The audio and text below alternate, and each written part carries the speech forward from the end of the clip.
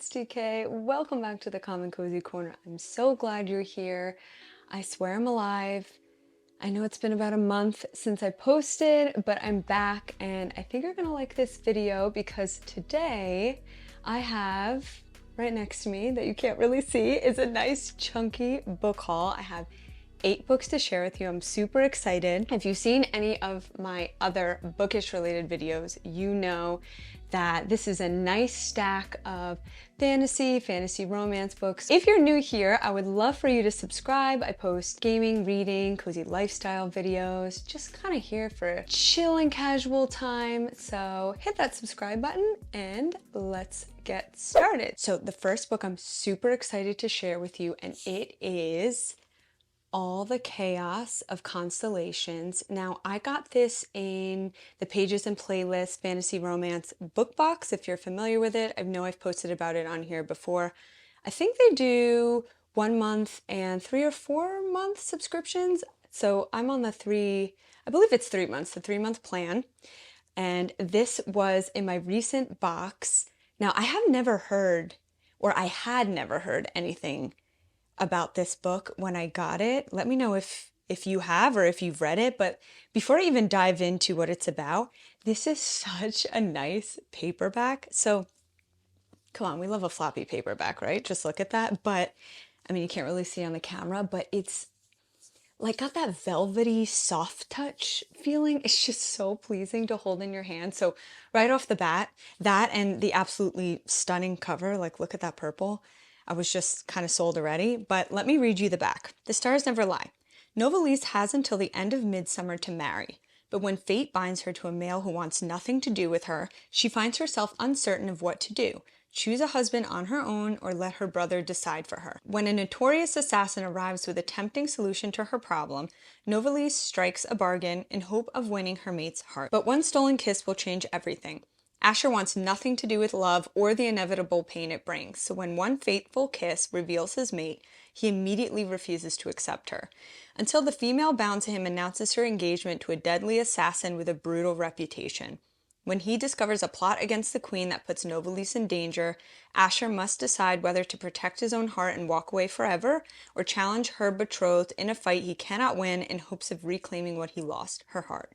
In a world of bargains and magic, betrayal and bonds, not even the stars can promise that love will prevail. I'm pretty interested in this one. And the one thing that, well, there's a few things, but one of the major things that I was super excited about is if any of you have watched Bridgerton season 3, if you're Bridgerton fans, in this book box, it was kind of pitched as, fantasy romance meets Bridgerton, and say less, you know what I mean? So I'm really excited about this one. I'm definitely hoping to get to this one over the summer because I just feel like it's going to be a fun summer read for some reason. It just kind of gives me that vibe. So All the Chaos of Constellations. Let me know if you've read this one. Now, the next few books, they all go together. So we have The Bear and the Nightingale, The Winter, I think this is, nope, that's the third one. The Girl in the Tower, I think is the second one. And The Winter of the Witch. So, aren't these just really beautiful covers, by the way? I just love the colors. I already read The Bear and the Nightingale.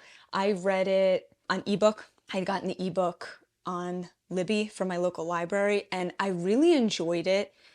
I know this one's pretty popular. If you haven't read it before, I'll read to you the back of the book. But one thing that I'll say about this, which was super refreshing and why I really loved it, was it wasn't just fantasy. It was almost like historical fantasy. I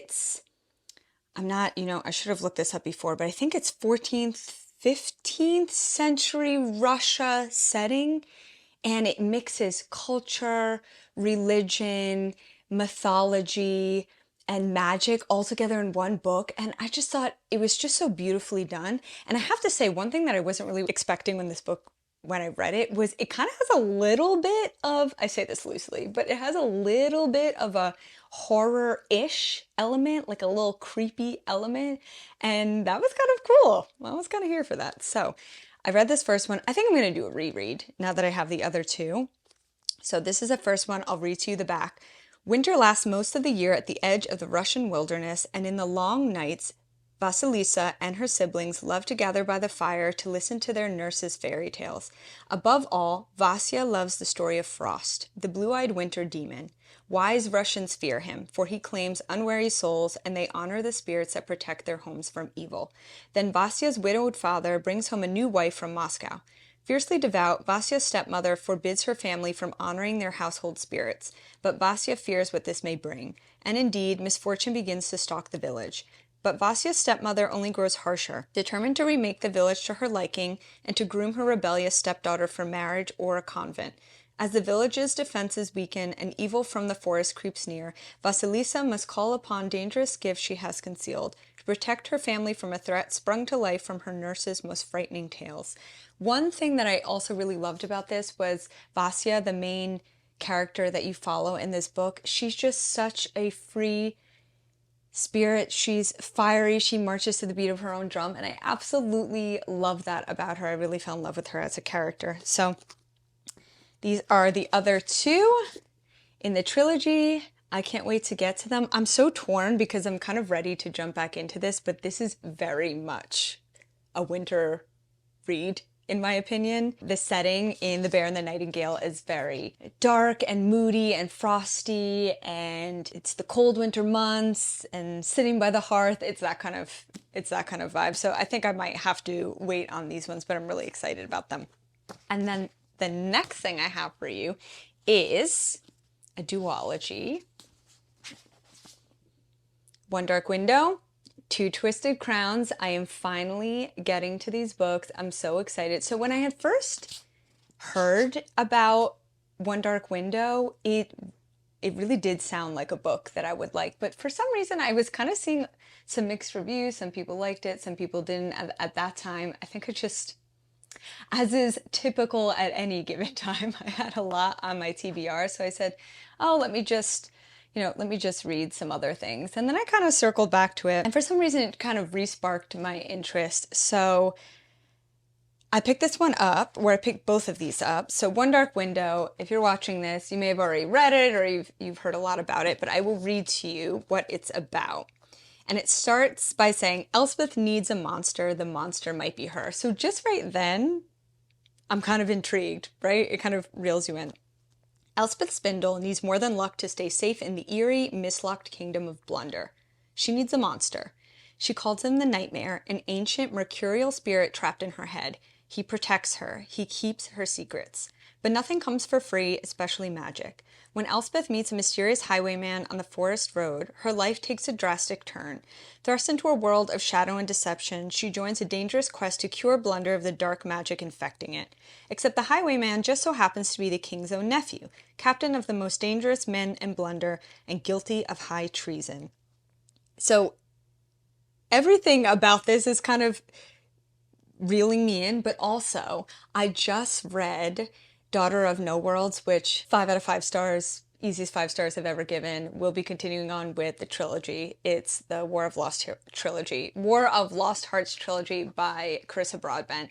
And there's an aspect of that book that makes me think of this book, especially the part where ancient mercurial spirit trapped in her head. I'm not going to say more about it if you haven't read that book, but because I'm hot off the heels of that book, I'm especially interested in the premise of this one. Also, of course, Two Twisted Crowns. I won't read the back of this. And also for myself, I'm not going to read the back because I haven't read the first one, but I'm really excited. Also, I don't know if you can tell on camera, but the color of this room is like a sea foamy, minty kind of gray. It depends on the day.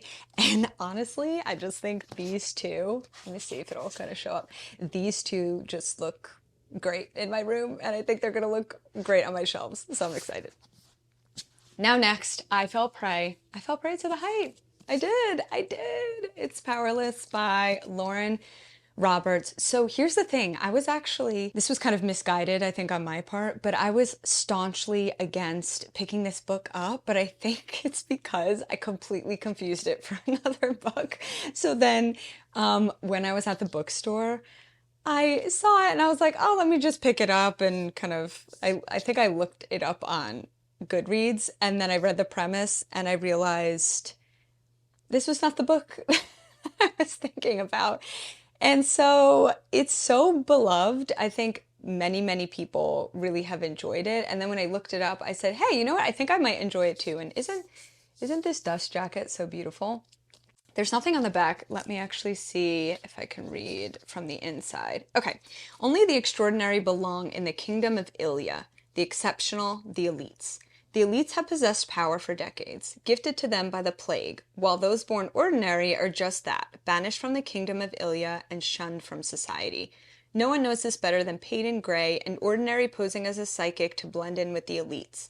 But when she unwittingly saves one of Ilya's princes, Kai Azar, she's thrown into the purging trials, a brutal competition showcasing the elite's powers. If the trials and the opponents within them don't kill her, the prince she's fighting feelings for will if he discovers what Peyton is, completely ordinary. So, you know what? It combines a lot of really fun tropes. A magical competition, hiding your magic, hiding who you are, kind of, or coming into your magic. There's the main character falls for a noble or vice versa, enemies to lovers. It seems like a really fun time, and I'm glad I gave it another look because I was absolutely wrong in what I thought. So, Powerless. I think there's a second book out, or the second book's coming out. I don't remember now, but I will pick that one up if I like this. So this should be a good time. And then the last book that I have is The Foxglove King. You know what I love about this book? It's huge for a paperback. It's that like, it's a large print. Here, let me show you. It's a large print paperback, and I love that. I just love holding a chunky book. And it's interesting. It's got this design on the pages. They're kind of like, I don't know, like scalloped a little bit. Anyway, so this is The Foxglove King by Hannah Whitten.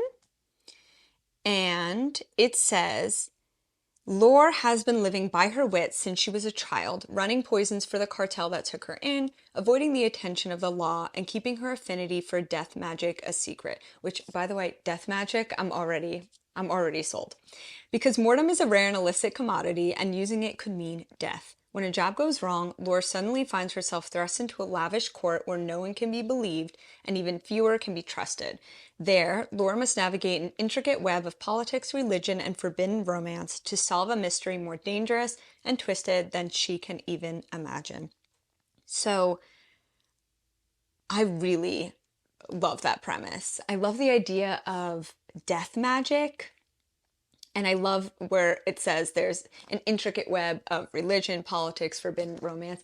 I love a story that also weaves in a whole bunch of politics. I know some people kind of like we either love or hate, right? Like really in-depth politics in stories. And I love it. I think it just makes a story juicier. So I'm really excited about this one. I was so tempted to already pick up the second book in this series because I just have a feeling in my heart that I'm really going to love it. But I tempered myself and I said, you know what? We don't have unlimited shelf space. Let's just stick with the first one and see where we go from there. So that is my haul for you guys today. I would love to know which book you think I should pick up first. I'm really leaning towards All the Chaos of Constellations, again, because I'm coming like hot off the heels of my Bridgerton reobsession. But yeah, tell me what I should pick up first. Tell me, did you love any of these? Did you dislike any of them? New faves? Any other recommendations that you have just based on the pile that I have here? I would love to hear from you. And again, if you're new here, hit that subscribe button. I would love to have you stick around. And thanks for hanging with me, friends. I'll see you in the next one. Bye.